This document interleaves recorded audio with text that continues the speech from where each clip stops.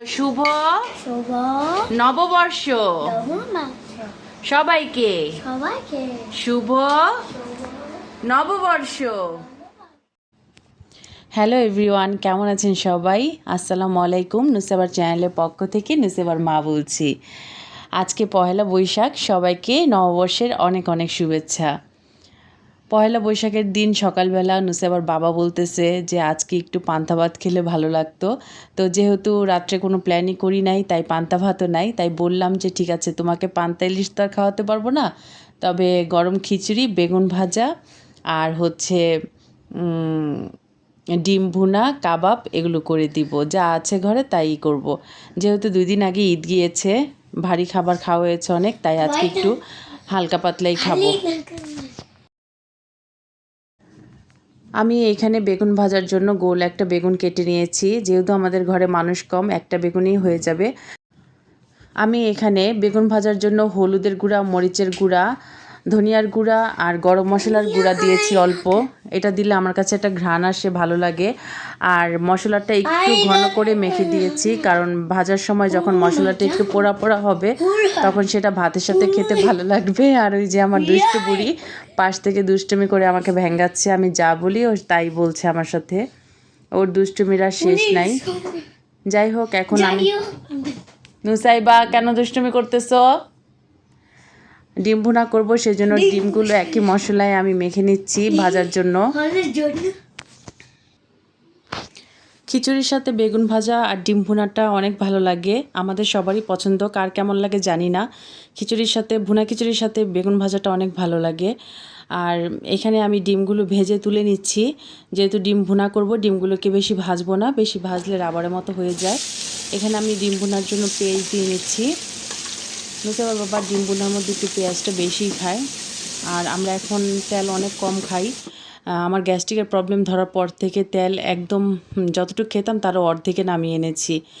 এটার মধ্যে আমি কাঁচামরিচ কুচি দিয়ে দিলাম, কাঁচামরিচ ফালি করে দিলাম যাতে একটা স্মেল আসে। আর এখানে আমি খিচুড়িতে দেওয়ার জন্য রসুন, শাহি জিরা, বড় এলাচ, গোলমরিচ, জয়ত্রী, জায়ফল, স্টার মশলা সব কিছু দিয়ে আমি এটাকে ব্লেন্ড করে নিব। খিচুড়িটা আজকে আম্মা রান্না করবে, এই মশলাটা দিয়ে আম্মা ভুনা খিচুড়ি রান্না করবে। আম্মার হাতে ভুনা খিচুড়িটা অসাধারণ হয়, তাই আজকে আম্মাকে বলেছি তুমি খিচুড়িটা রান্না করো। আর এদিকে আমার ডিম ভুনা হয়ে গেছে, আমি ধনেপাতা দিয়ে নামিয়ে নিব ডিম ভুনাটা। এখানে আমি পোলার চাল নিয়ে নিয়েছি। পোলার চালটাকে আমি 20 মিনিট আগে সুন্দর করে ধুয়ে নিব। আর মুগ ডাল, এটা ভেজে নিব। মুগ ডাল, মসুর ডাল আর পোলার চাল দিয়ে আজকে খিচুড়িটা রান্না করা হবে। পোলার চাল ভালো করে ধুতে হয়, পোলার চাল মানে 3-4 বার ধুতে হয়। পোলার চাল থেকে একটা ময়লা বের হয়, যেটা 1-2 ধোয়া দিলে কখনোই যায় না। এর জন্য চালটাকে ভালো করে ধুয়ে আমি ঝরা দিয়ে নিব। ডিম বোনা হয়ে গেছে, ডিম বোনা আমি একটি বাটিতে তুলে রাখলাম। এদিকে বেগুন আমি অলরেডি কড়াইতে দিয়ে দিয়েছি। প্রথমে অল্প তেল দিয়ে আমি বেগুনটা ভাজবো, তারপর যখন অর্ধেক হয়ে যাবে তখন আমি আরেকটু তেল দিব। এতে করে বেগুনের তেল অনেক কম লাগে। অনেকেই বলে যে বেগুন ভাজিতে তেল বেশি লাগে, হ্যাঁ এটা সত্যি, কিন্তু আপনি যদি প্রথমে তেলটা অল্প দিয়ে বেগুনটা এপিট ওপিট উল্টে তারপর তেল দেন, তাহলে তেলটা অনেক কম লাগে। আর এই যে আমার নাও নাও রসুন, নাও রসুন, রসুন ওই যে ওইখান থেকে রসুন নাও। এই যে বাবা, বাবা ছি ছি ছি।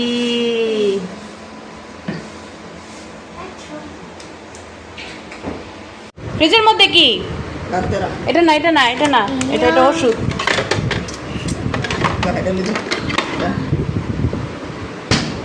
এটা মেহেন্দি পরে দিয়ে দিব তোমাকে, মেহেদিটা পরে দিয়ে দিব, এটা ভালো না।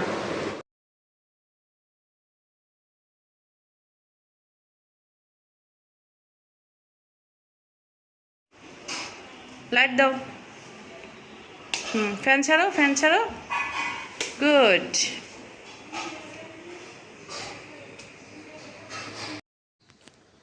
এই আমার বুড়ি এখন টিভি, মোবাইল সব কিছু থেকে ওকে দূরে রাখছি, সেজন্য ঘরের জিনিসপত্র যা আছে সব ওলটপালট করে একদিনের মধ্যে 100 বার। আলহামদুলিল্লাহ, তারপরেও আমি ওকে মোবাইল টিভি থেকে সরিয়ে ফেলতে পেরেছি, এটাই আল্লাহর কাছে লাখ লাখ শুক্রিয়া। এখানে আমার বেগুন ভাজা হয়ে গেছে, আর এদিকে আম্মা খিচুড়ির জন্য মুগ ডালটা ভেজে নিচ্ছে। আমাদের কাছে ভুনা খিচুড়িটা অনেক ভালো লাগে। আর আম্মার হাতে খিচুড়িটা সত্যিই খুব স্পেশাল হয়। আর এই মশলাটা যেটা আমি আপনাদেরকে একটু আগে দেখিয়েছিলাম, সব কিছু মিক্সড, এটা আমি ব্লেন্ডার করে দিয়েছি। আর এখানে আম্মা খিচুড়ির জন্য এই মশলাটার মধ্যে আবার ধনিয়ার গুঁড়া, হলুদের গুঁড়া, মরিচের গুঁড়া এগুলো দিয়ে খিচুড়িটার মধ্যে দিয়ে নাড়াচাড়া করে তারপর চাল ডাল সব দিবে। তবে মশলাটা আগে ভালো করে কষাবে।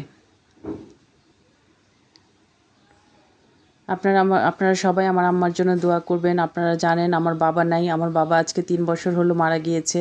আল্লাহ যেন আমার বাবাকে বেহেশত নসিব করে, সবার কাছে দোয়া চাই। আর আমার মাকে যেন আল্লাহ নেক হায়াত দান করে, সেই জন্য সবার কাছে দোয়া চাই। সবার বাবা মার জন্য আমার অন্তর থেকে দোয়া রইল। সবার বাবা মাকে আল্লাহ বাঁচিয়ে রাখুক, আর যাদের বাবা মা নাই দুনিয়াতে তাদেরকে আল্লাহ বেহেশত নসিব করুক। এই যে আম্মা খিচুড়িটা এখন নাড়াচাড়া করতেছে। এটা ভালো করে ভাজার পরে এই যে গরম পানি দিয়ে দিবে। গরম পানি দিয়ে এখন খিচুড়িটা দমে দিয়ে দিবে। আসলে বৈশাখের দিন পান্তা ইলিশ খেতে হবে তেমন কোনো নিয়মই আমি মানি না। আপনার ঘরে যা আছে আসলে এই উপলক্ষে যে খাওয়া লাগবে তাও না।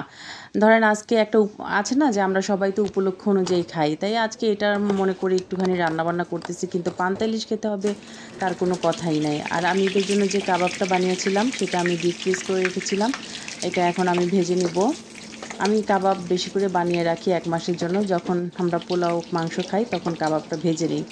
বানিয়ে রাখলে যখন ইচ্ছা আপনি বের করে দিতে ভাজতে পারবেন। কোনো মেহমান আসলে চটপট বের করে ভেজে নেওয়া যায়। আর এই কাবাবটা সত্যি খুব মজা হয়। আমাদের রান্নাবান্না শেষ। আমি এখন নুসাইবার বাবাকে খাবার দিব। দুপুর হয়ে গিয়েছে।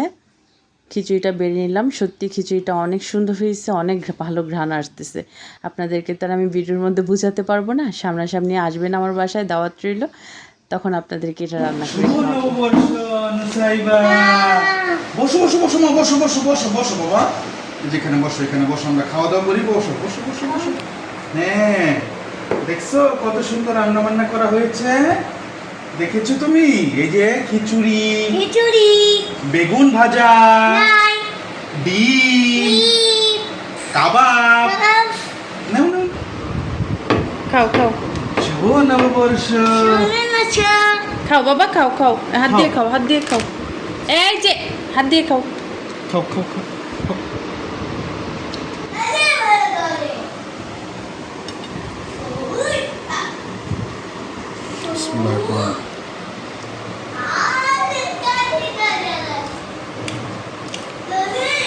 খুব মজা হয়েছে। কাবাব তো তোমার বরাবরই মজার হয়, খিচুড়িটা মজা হয়েছে আজকে। পয়লা বৈশাখ উপলক্ষে এত সুন্দর একটা, পয়লা বৈশাখ উপলক্ষে আমরা কোনো পান্তা ইলিশ করি নাই। ইলিশ মাছ যে খেতেই হবে তার কোনো কথা নাই। সেজন্য বেগুন ভাজা করছি, ডিম ভুনা, আর হচ্ছে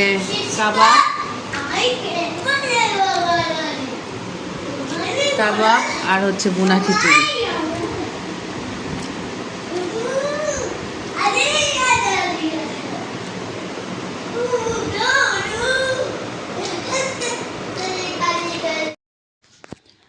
নুসাইবার বাবা এখন খাওয়া দাওয়া শেষ করলে আমরা বাইরে যাব। অনেক দিন বাইরে যাওয়া হয় না, বলতেছে চলো, আমি তো কিছুদিন পর চলেই যাব ট্রেনিংয়ের জন্য, তখন তো আর কোথাও বাইরে যেতে পারবো না, চলো তোমাদেরকে নিয়ে একটু ঘুরিয়ে আনি। আর যেহেতু আজকে পহেলা বৈশাখ, নুসাইবাকে একটুখানি বাইরে থেকে ঘুরিয়ে আনবো। কিন্তু বাইরে যাওয়ার পরে দেখলাম যে প্রচণ্ড গরম, মনে হচ্ছে যে আগুনের গোলা, এত পরিমাণ গরম বাতাস গায়ে লাগতেছিল। আমরা বাইকে বসাছিলাম, বাট কোনো বাতাসটায় আরাম পাচ্ছিলাম না। তখন চিন্তা করলাম যে না, এই গরমে কোথাও যাব না, জাস্ট নুসাইবাকে একটু টিএসসি সামনে থেকে ঘুরিয়ে নিয়ে চলে আসবো। মেয়েটাও দেখতেছি গরমে ওর ভালো লাগতেছে না। ফ্লাইওভারে উঠছি, তারপরে বাতাসটা একদম অসহ্য লাগতেছিল। আর এই গরমে বাইরে ভালো লাগতেছিল না, তাই ভাবলাম যে একটু ঘুরিয়ে চলে আসবো। এই যে রাস্তাটা এত সুন্দর, উপরে গাছ, এত বাতাস, তারপরেও বাতাসটা একদম গায়ে কাটা দিচ্ছিল, এত পরিমাণ গরম। যাই হোক, মেয়েটাকে একটু ফিল দিলাম যে বাহিরে পহেলা বৈশাখে মানুষ কত রং বেরঙের জামা কাপড় পরে বের হয়, কত বেলুন, কত ধরনের মানুষ এটা সেটা বিক্রি করে, সেটা দেখানোর জন্যই ওকে বের হইছি। যদি আবহাওয়াটা ভালো থাকতো ঠিকই মেয়েটাকে নিয়ে একটু নামতাম গাড়ি থেকে, নেমে ওকে এটা সেটা দেখিয়ে চলে আসতাম, কিন্তু আজকে আর গাড়ি থেকে নামলাম না। যাই হোক, নুসাইবা খুব খুশি হয়েছে বাইরে যাওয়ার জন্য। এই যে এটা হচ্ছে শহীদ মিনারের সামনে। এখানেও অনেক মানুষ অনেক কিছু বিক্রি করছে। নুসাইবাকে দেখালাম, ও দেখতেছিল, কিন্তু কেন যেন সাহস হলো না আজকে নামি। এত গরম যে নামলেও ঘেমে যাবে, আর এই গরমে আমার ভালো লাগতেছিল না, অসহ্য লাগতেছিল। তাই নুসাইবাকে নিয়ে একটু দোয়েল চত্বরের সামনে যে ঝর্ণা সেটা দেখালাম, মানুষ ছবি তুলছে সেটা দেখালাম। নুসাইবাকে এখানে 2 মিনিটের জন্য নামালাম, জাস্ট ওর বাবার সাথে ফটোশ্যুটের জন্য কয়েকটা ছবি তুলে আবার আমরা রওনা দিয়ে দিব। কিন্তু আমার মেয়ে তো আসতেই চায় না, ও তো আরও ঘুরবে। ওকে অনেক বুঝিয়ে শুনিয়ে বললাম চলো তোমাকে আইসক্রিম খাওয়াবো, লোভ দেখিয়ে তারপর গাড়িতে উঠালাম।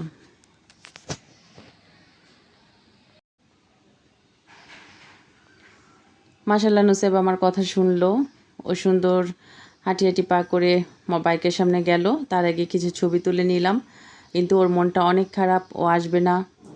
ওর বাবার হাত ধরে টানতেছে, ও আরও ঘুরবে। আমি ওকে বুঝিয়ে বললাম যে চলো আমরা একটু সামনে যাই, ওখানে যেয়ে আমরা একটা আইসক্রিম খাবো, তারপর বাসায় চলে যাব, এই গরমে থাকা লাগবে না। ও শুনলো আমার কথা।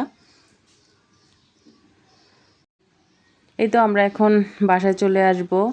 আজকে পহেলা বৈশাখের শুভেচ্ছা আবারও সবাইকে জানিয়ে আজকের মতো ভিডিও এখান থেকেই শেষ করব। আপনাদের সবাইকে আবারও পহেলা বৈশাখের অনেক অনেক শুভেচ্ছা।